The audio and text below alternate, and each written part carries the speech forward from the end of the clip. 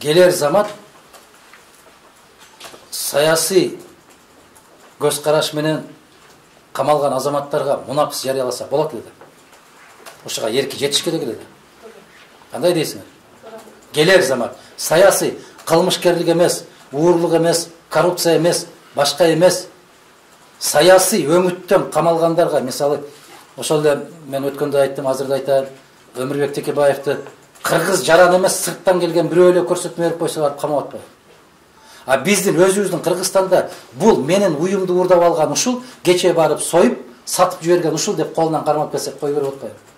А эмне үчүн сырттан келген майда туулганбы, апрелде туулганбы бир башка мамлекеттин жараны келип айтып койду, алып барып камап атат. Садыр Жапаров ушундай ишке барды деген киши, жазып берген киши жок, мен жазганымды кайра алам деди. Жок, ага көңүл бурбайт. Бекболот Талгарбеков эмне?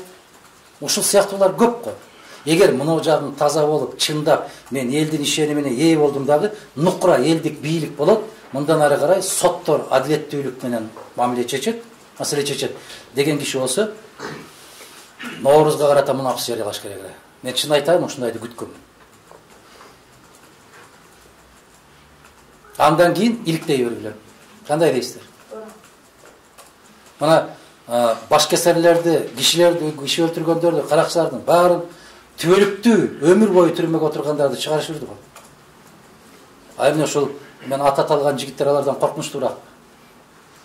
Жок, эгерде тең аталык менен күнөөмдү далилдей албаган болсом, отурасың деп коюп чыгарып кой дагы далилдеди.